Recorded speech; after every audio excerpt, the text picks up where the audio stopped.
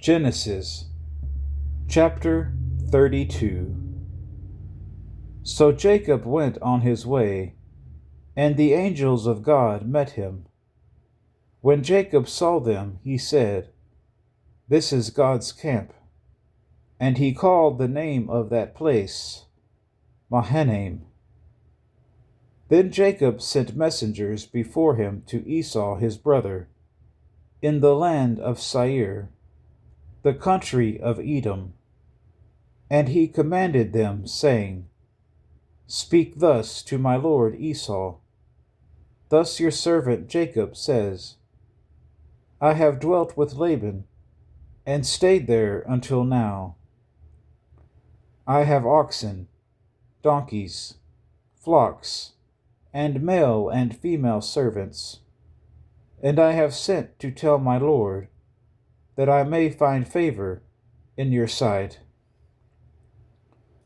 Then the messengers returned to Jacob, saying, "We came to your brother Esau, and he also is coming to meet you, and 400 men are with him."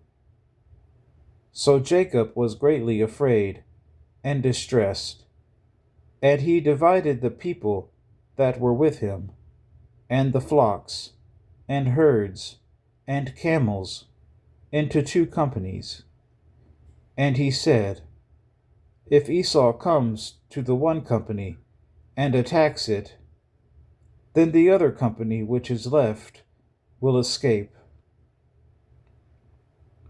Then Jacob said, "O God of my father Abraham, and God of my father Isaac, the Lord who said to me, 'Return to your country and to your family, and I will deal well with you,' I am not worthy of the least of all the mercies and of all the truth which you have shown your servant.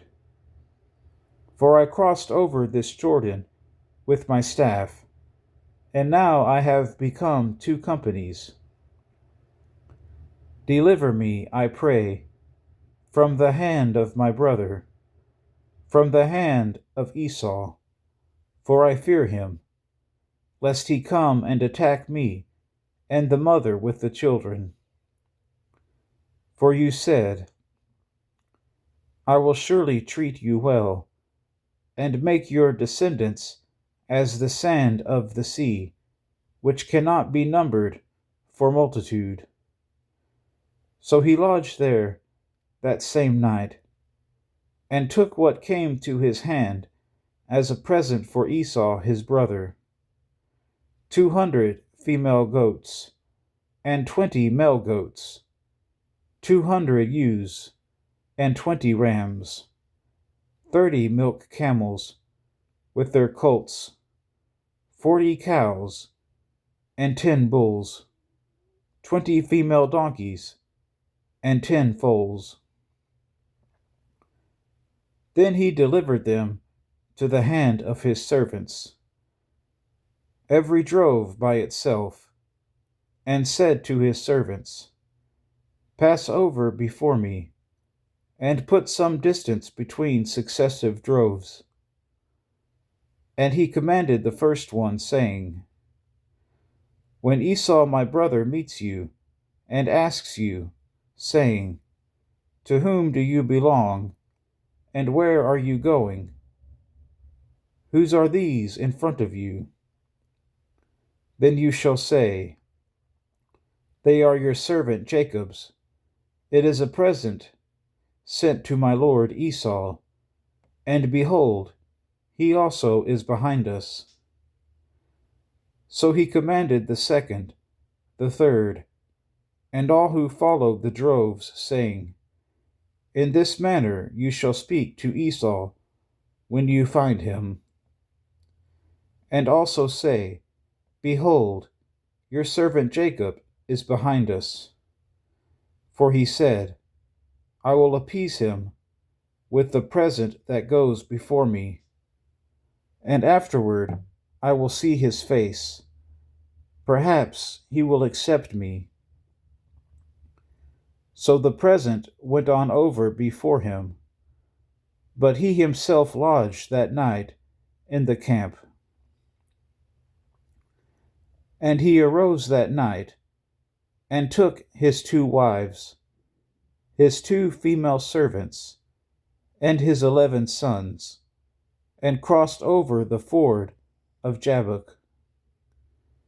He took them, sent them over the brook, and sent over what he had. Then Jacob was left alone, and a man wrestled with him until the breaking of day. Now when he saw that he did not prevail against him, he touched the socket of his hip, and the socket of Jacob's hip was out of joint as he wrestled with him. And he said, "Let me go, for the day breaks." But he said, "I will not let you go unless you bless me." So he said to him, "What is your name?" He said, "Jacob." And he said, "Your name shall no longer be called Jacob, but Israel, for you have struggled with God and with men, and have prevailed." Then Jacob asked, saying, "Tell me your name, I pray." And he said, "Why is it that you ask about my name?" And he blessed him there. So Jacob called the name of the place Peniel, for I have seen God face to face, and my life is preserved. Just as he crossed over Penuel, the sun rose on him, and he limped on his hip. Therefore, to this day, the children of Israel do not eat the muscle that shrank, which is on the hip socket, because he touched the socket of Jacob's hip in the muscle that shrank.